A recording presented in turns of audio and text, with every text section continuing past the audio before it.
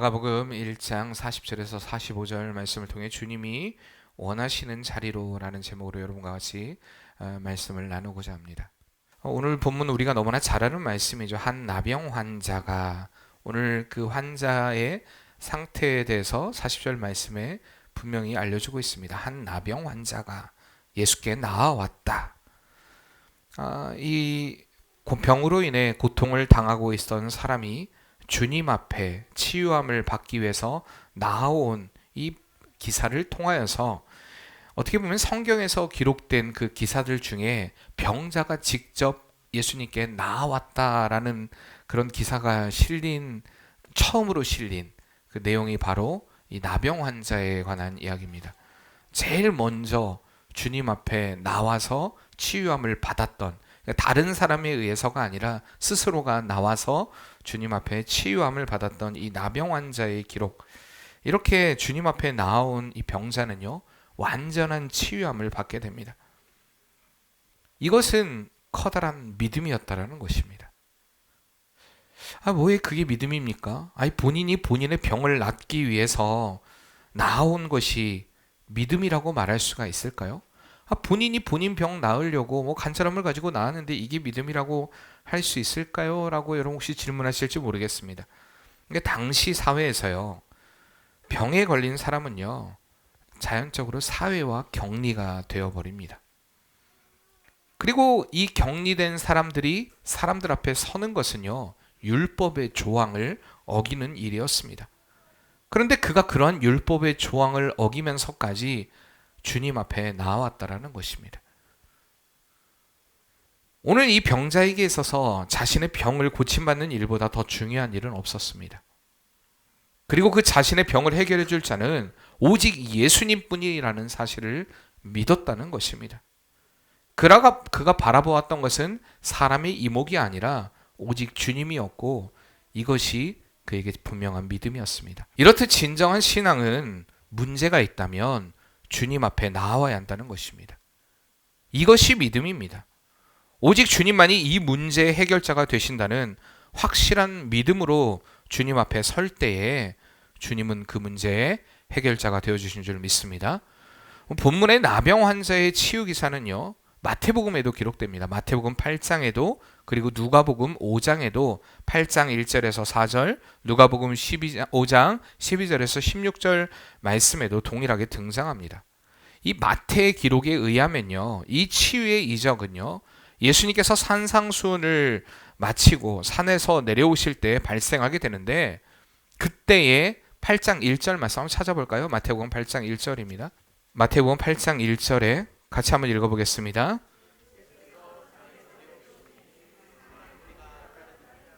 수많은 무리가 주님을 따랐다라고 이야기합니다. 그때 예수님 앞에 나온 사람이 바로 이 나병 환자였습니다. 물론 여기서 그 나병 환자라는 것은 이 레프로스라는 말인데, 이것은요 지금 오늘날 우리가 이야기하는 한센병, 예전에는 문둥병이라고 했는데 지금은 이제 그 표현을 못 쓰게 되었습니다. 그래서 나병이라고 얘기하는 그 병과는 조금 차이가 있습니다. 그 병은 아니었습니다. 아마 피부병의 하나의 질환으로 보고 있습니다. 어쨌든 이렇게 피부병이든 나병이든 이 피부에 병이 걸린 사람들은요, 피부의 병뿐만 아니라 병에 걸린 사람들은 사람들과 격리가 되게 됩니다. 레위기 13장에 보면 45절 46절에 특별히 나병에 걸린 사람들은요, 또한 피부병에 걸린 사람들은 부정하다 외침으로 인하여서 사람들이 다가오지 못하도록 일부러 옷을 찢고요, 사람들에게 그 행색을 보고도 찾아오지 못하게끔 만들어야 했습니다. 그런 사람이 예수님 앞에 나왔다라는 것은 대단한 용기였습니다. 오랫동안 예수님에 대한 소문을 들었고요, 분명히 그는 희망을 가지게 되었을 것이다. 그분이라면 내 병을 고칠 수 있을 것이다. 이런 믿음이 생겼을 것입니다. 그리고 그 믿음을 보여야 할 순간 그는 주님 앞에 확실한 믿음을 보였다라는 것입니다. 이렇듯 우리가 주님 앞에 믿음을 보일 때에 주님은 우리를 외면하지 않습니다.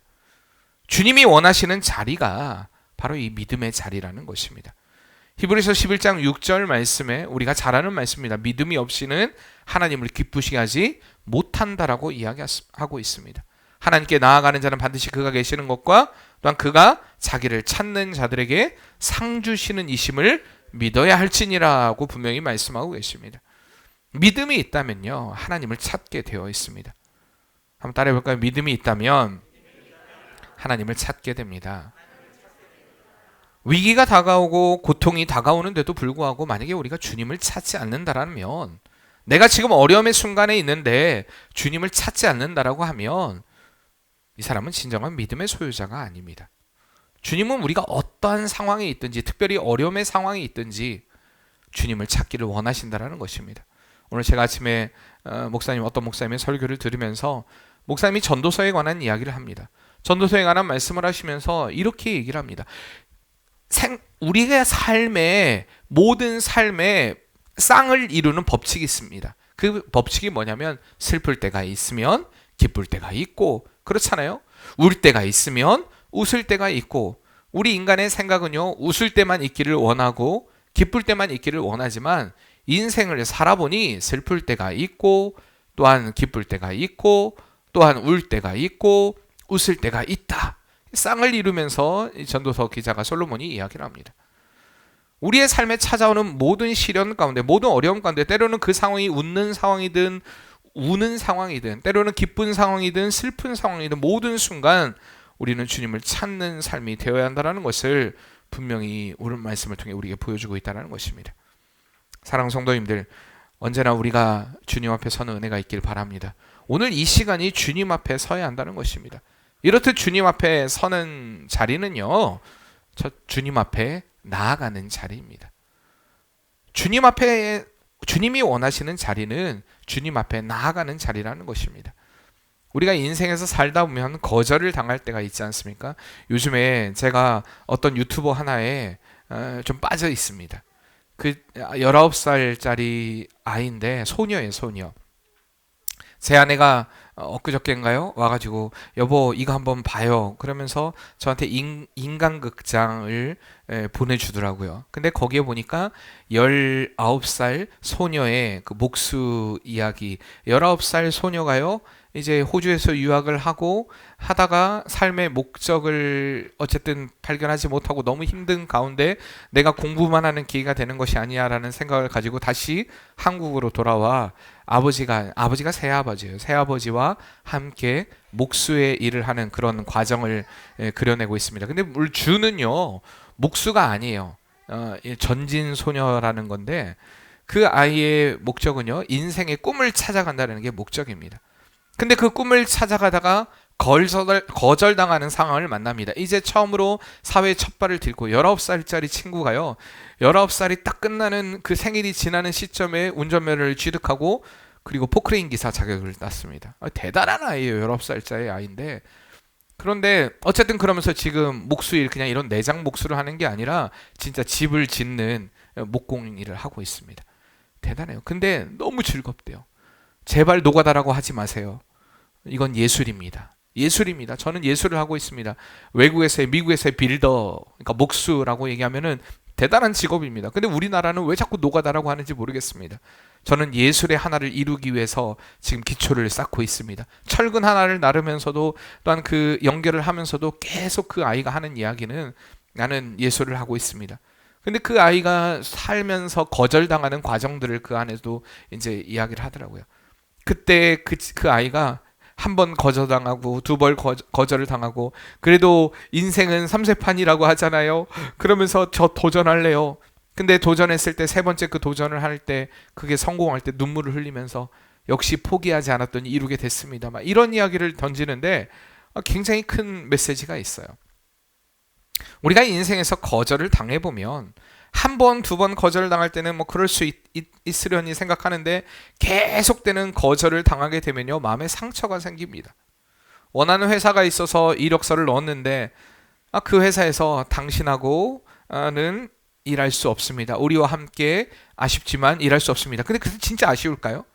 아쉽지만 우리와 함께 일할 수 없게 되었습니다라고 얘기하는데, 그게 말이 좋아서 아쉽지만이지 사실 나 당신 필요 없습니다라는 이야기잖아요. 거절이잖아요. 아유, 가슴이 아픕니다. 이게 한 번, 두 번이지 세 번, 네 번 계속 거절을 당하면 상처가 돼요. 학생들이 원하는 학교가 있어서 열심히 공부해서 원서를 넣는데 그 학교에서 입학이 거절당할 때 그 상실감도 굉장히 큽니다. 이렇듯 사람들이 살면서 이 거절을 당하다 보면요, 위축이 돼요. 오늘 이 나병 환자 역시도 그러지 않았겠습니까? 인생을 살면서 얼마나 많은 거절을 받았겠습니까? 사람들로부터 거절, 가족으로부터 먼저 거절을, 가족으로부터 떠나야 됐습니다. 그가 머물던 마을로부터 떠나야 됐습니다. 공동체로부터 떠나야 되었습니다. 계속되는 거절로 인하여서 몸과 마음이 지쳐가고 있는 이 시점에 그에게 들려왔던 이야기가 바로 예수님에 관한 이야기였다는 것입니다. 예수가 가시는 곳에 병자들이 낫게 되고 사람들이 변하게 된다. 단순히 그는요, 그 소문을 듣고 그 듣는 데만 만족하지 않았다는 것입니다.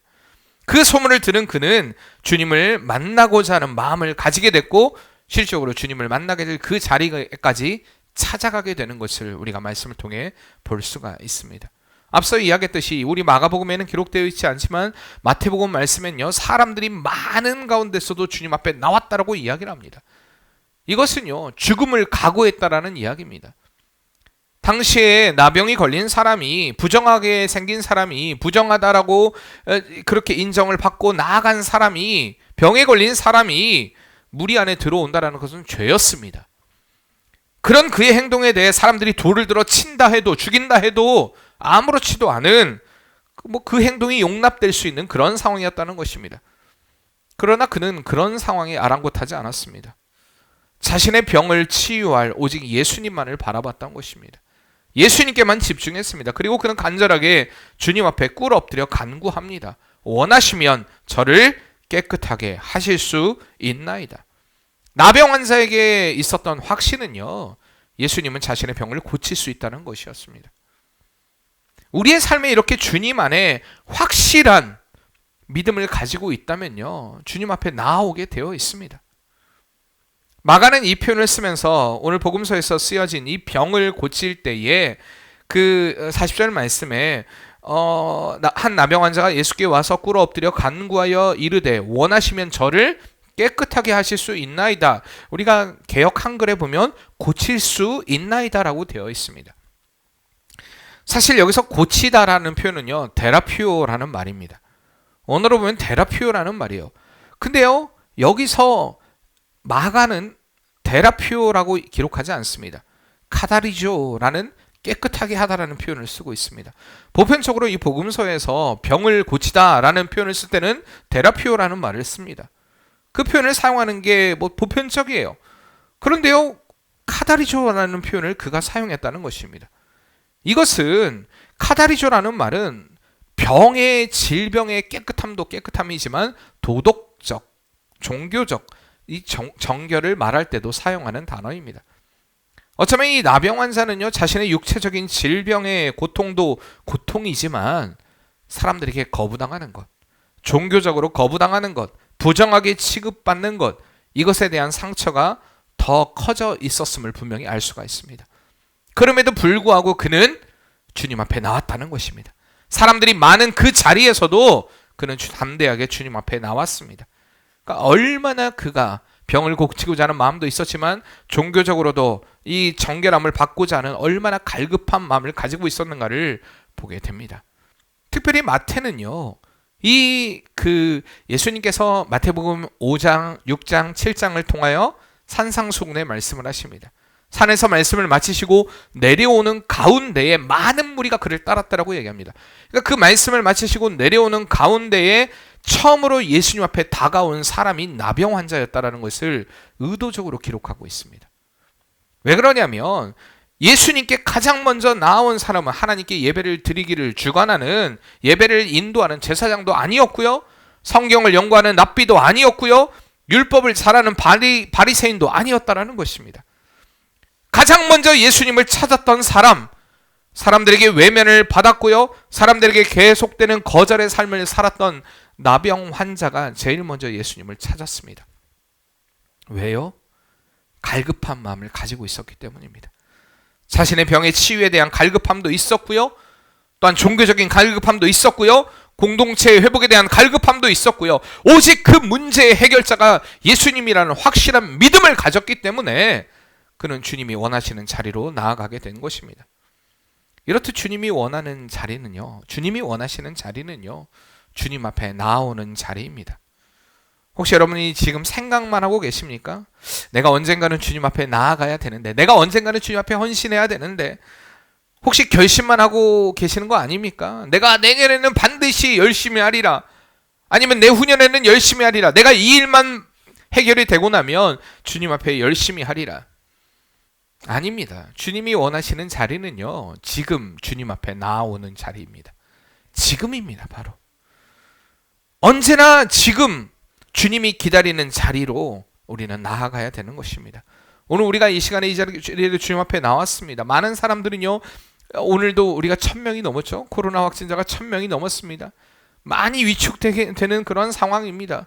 특별히 또 안타깝지만, 그러지 않았으면 좋겠지만, 교회발 또 코로나 이런 것들이 일어나기 시작합니다. 지켜야 될 수칙들을 좀 잘 지켰으면 좋겠는데, 어쨌든 그러지 않음으로 인하여서 어려움을 겪고 있습니다. 그러나 우리는 우리의 몸을 주님 앞에 이렇게 드리고 있습니다. 근데 몸만 드려서는 안 된다는 것입니다. 우리의 마음을 드려야 됩니다. 우리의 중심을 드려야 됩니다. 우리의 생각을 주님 앞에 드리는 시간이 오늘 이 시간이 되어야 할 줄 믿습니다. 이렇게 주님 앞에 나온 나병 환자는요, 주님의 손길을 느낄 수 있었습니다. 41절 말씀에 같이 읽겠습니다. 예수께서 불쌍히 여기사 손을 내밀어 그에게 대시며 이르시되 내가 원하노니 깨끗함을 받으라 하시니. 아멘. 예수님께서는 분명 단 한마디 말씀으로도요, 그의 병을 고칠 수 있는 능력이 있으신 분이십니다. 믿으십니까? 분명히 말씀으로도 고칠 수 있는 분이신데, 그럼에도 불구하고 예수님이 왜 굳이 손을 내미셨을까요? 내미셨을 뿐만 아니라 그의 몸을 자신의 손을 대어 만지셨던 것일까요? 내미실 뿐만 아니라 그를 만지셨다라고 이야기합니다. 율법은요, 이렇게 이야기합니다. 부정한 물건을 만지지 마라. 그렇죠? 가까이 하지 마라. 손을 대지 마라. 그렇게 되면 너도 부정하게 된다라고 이야기합니다. 예수님은 분명 이 사실을 알고 계셨습니다. 그럼에도 불구하고 아직 치유가 되지 않은 그를 주님이 만지십니다. 여기서 우리는 두 가지를 볼 수 있어요. 첫째는 주님의 사랑입니다. 약자들, 병든 자들, 연약한 자들, 그들에게 주님은 사랑의 손길을 내미신다라는 것을 우리가 볼 수가 있습니다. 두 번째는요, 예수님의 신적인 능력을 보여주시는 것입니다. 예수 그리스도가 부정한 것에 접촉됨으로 인해서 그 부정이 전형되는 분이 아니라는 것입니다. 오히려 그 부정한 것을 거룩함으로 만드실 수 있는 분이 바로 예수님이라는 것, 예수님의 신적인 능력을 보여주시는, 내가 곧 하나님이다라는 것을 보여주시는 또한 사건이기도 합니다. 우리 성경에는 단지요, 그에게 대시며, 예수께서 불쌍히 여기서 손을 내밀어 그에게 대시며 라고 번역하고 있습니다. 대다, 터치하다, 이 정도로 우리가 어떻게 보면 받아들일 수 있는 말씀입니다. 그런데요, 이 원어로 보면요, 대다라는 뜻 외에도 껴안다, 만지다 라는 의미를 가지고 있습니다. 단순히 그냥 손만 댔던 것이 아니라 어쩌면 그를 더 깊게 껴안았을 수도 있습니다. 물론 껴안기까지 했을까 잘 모르겠습니다. 그러나 더 가깝게, 우리가 생각하는 것보다 훨씬 더 그를 더 강력하게 붙잡았다라는 것을 볼 수가 있습니다. 그를 품어주셨습니다. 사랑으로. 그 어떤 것도 우리를 향한 주님의 사랑을 제한할 수 없다라는 것입니다. 이렇게 우리가 주님 앞에 나아올 때 주님은요, 주님의 따스한 품으로 우리를 맞아주십니다. 우리가 드리는 예배가요, 늘 이러한 주님의 품을 느끼는 예배가 되어야 할 줄 믿습니다. 메마른 심령에 단비를 허락하여 주시고요, 갈급한 심령을 채워주시는 주님을 만나는 시간이 오늘 이 예배가 되어야 한다는 것입니다. 이렇게 주님은 우리를 만나주시기를 원하는데도 불구하고 왜 많은 사람들이 아직 주님의 품을 모르겠습니다, 주님의 품을 느끼지 못합니다 라고 이야기를 할까요? 왜 그럴까요? 관심이 주님께 첫째 없기 때문입니다. 진짜 없어요. 진짜 주님께 관심이 없어요. 우리가 살아가면서, 사람이 살면서, 아까 그 소녀에 대한 이야기를 했지만, 그 소녀는요, 목수일에 관심이 많아요. 누가 뭐라 해도 자기가 하는 일에 대한 자부심을 가지고 있습니다. 못질 않아 하는 것도, 여러분들 저도 그래요. 저도 이 기계 하나 갖는 거에 대한, 남자들은 그런 게 다 있어요. 되게 멋있다. 그 아이를 보고 있으면요, 아 나도 저런 거 한번 갖고 싶다 이런 생각이 들어요. 근데 그게 뭐냐? 아니에요. 그냥 타카예요. 총 쏘는 타카. 이거 한번 갖고 싶다. 관심이 있으니까 그래요. 그렇잖아요. 그런데요, 관심이 없는 것에 사람들은 무관심합니다. 그런데요, 여러분들이 무관심하지 말아야 될 게 복음입니다. 여러분들에게 절대 여러분들이 살면서 관심이 없어도 뭐 되는 것들이 많이 있지만 절대 관심이 없어서는 안 될 것이 바로 주님을 만나는 일인 줄 믿습니다.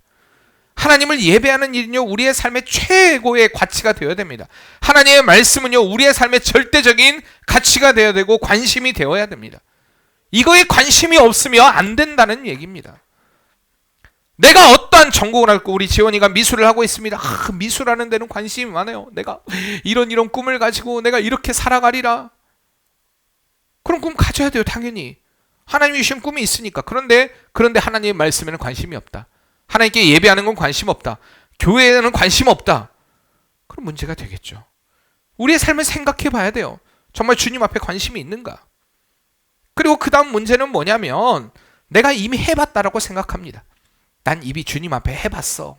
헌신도 해봤고 희생도 해봤고. 언제 해봤습니까? 근데 해봤다라고 생각해요. 착각해요. 그리고 했는데도 안 된다라고 단정 지어버립니다. 그것도 문제예요. 때로는 하다가 중도에 포기해버립니다. 오늘 나병 환자에게는요, 분명히 많은 장애물이 있었습니다. 사람들의 시선이 있었습니다.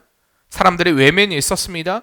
죽음의 위기였죠. 분명히 거절에 대한 상처 등등의 수많은 아픔이 그에게 있었고, 주님 앞에 설 수 없는 수많은 이유들이 그에게 있었던 것이 사실입니다. 그러나 그는 포기하지 않았습니다. 그는 위축되지 않았습니다. 한번 해보고 하면 안 되면 말겠다라는 마음이 아니라 죽으면 죽으리라는 각오, 에스더와 같은 마음을 가지고 주님 앞에 섰을 때 주님의 손길을 누리게 된 줄 믿습니다. 우리나라 사람들은요, 생각이 좀 많이 부정적이잖아요. 일단은 안 된다는 쪽으로 일을 생각하는 습성을 가지고 있습니다. 모든 일에 대해서 일단은 문제부터 이야기하고 봅니다. 이건 좀 그래. 여러분, 그렇게 일하기 시작하면요, 일하기 싫어요. 그렇지 않습니까? 내가 이걸 꼭 해야 돼? 라고 생각하고 일하기 시작하면요, 힘들어요. 그러나 그 일들 가운데 감사함으로 일을 하다 보면요, 즐거워요. 그리고 마지막에 완성을 보게 되면 쾌감이 있습니다. 우리가 주님을 만나는 일도 마찬가지입니다. 주님을 만나는 길에 많은 수많은 어려움이 있다, 고난이 있다, 고통이 있다, 또한 너에게 시련이 있다, 역경이 있다. 성경은 우리에게 수없이 이야기합니다. 그러나 우리는 포기하지 말아야 한다는 것입니다.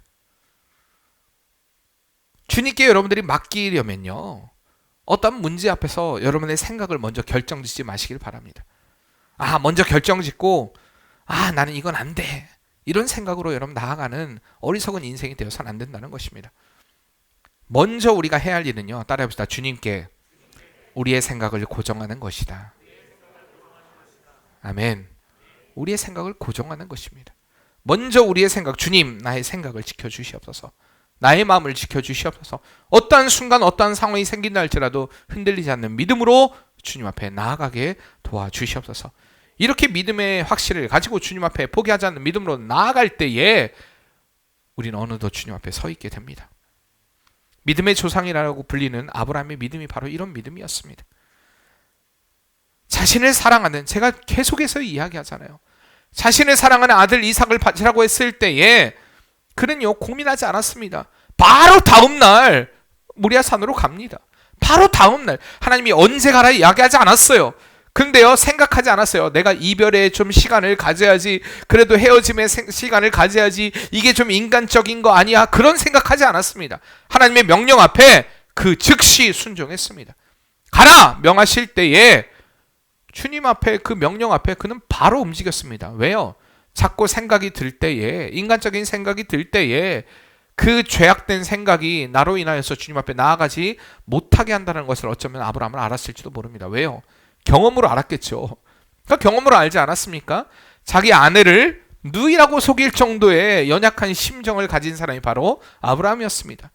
누구보다도 자신을 잘 알았던 그가 이제 실패를 경험해 봤잖아요. 그러니까 이제 더 이상 하나님의 말씀 앞에 망설여서는 안 된다라는 것을 삶의 경험으로 분명히 알았을 것입니다.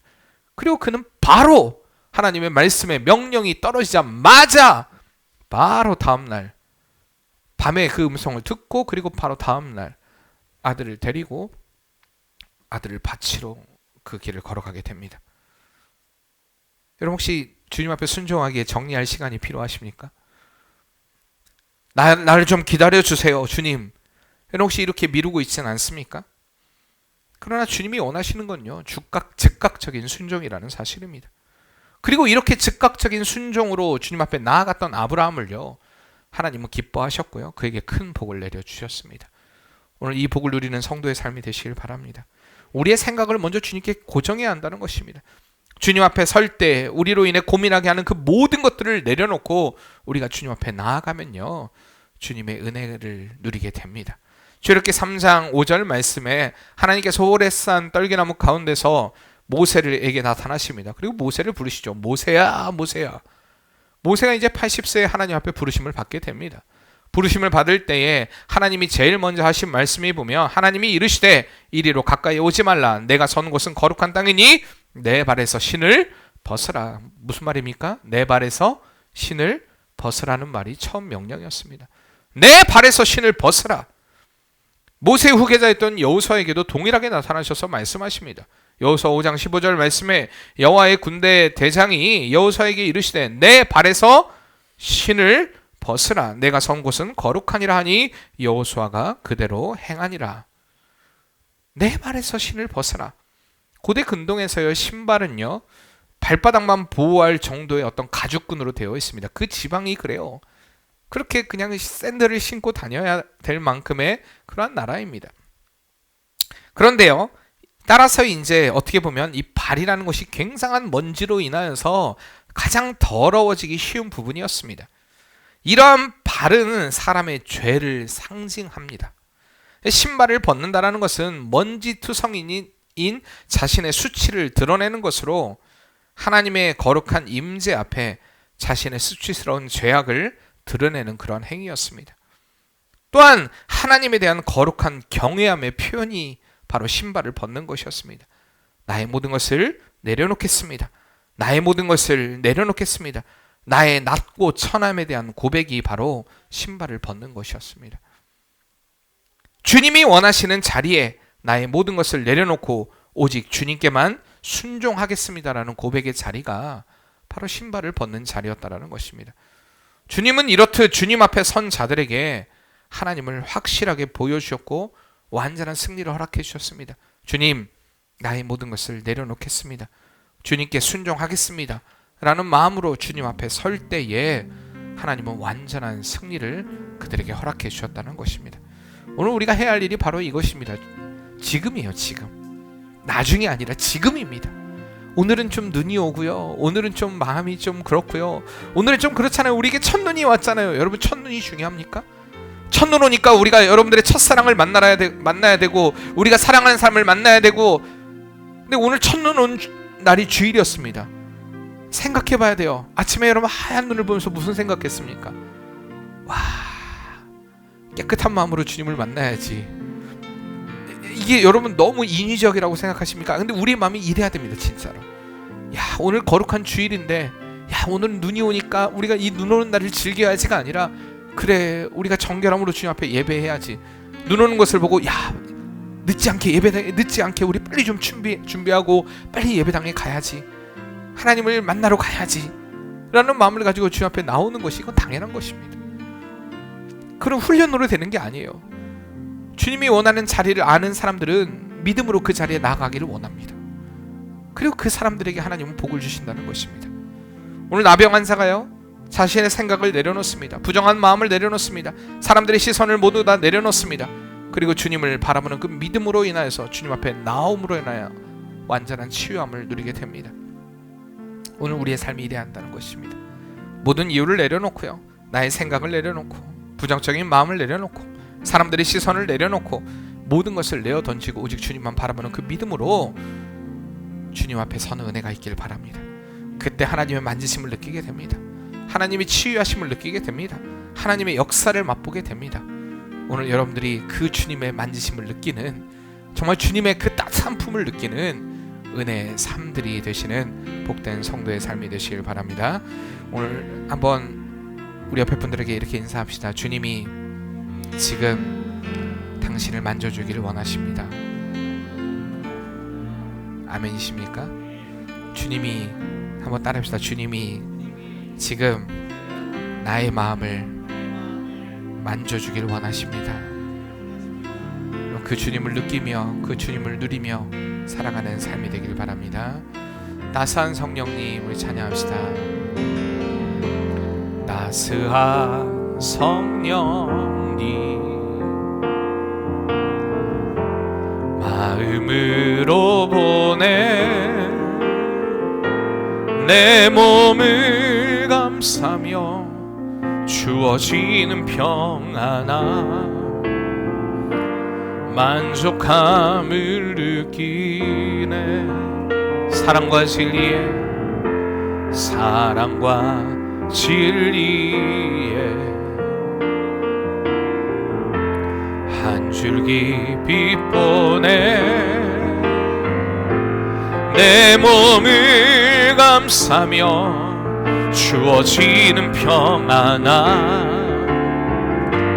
그 사랑을 느끼네. 부르신 곳에서 나는 예배하네. 어떤 상황에도 나는 예배하네. 부르신 곳에서 나는 예배하네. 어떤 상황에도 나는 예배하네.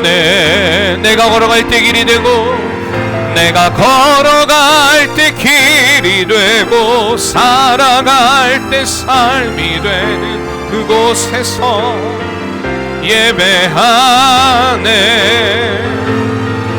내가 걸어갈 때 길이 되고, 살아갈 때 삶이 되는 그곳에서 예배하네. 부르신 곳에서 나는 예배하네. 어떤 상황에도 나는 예배하네. 부르신 곳에서 나는 예배하네.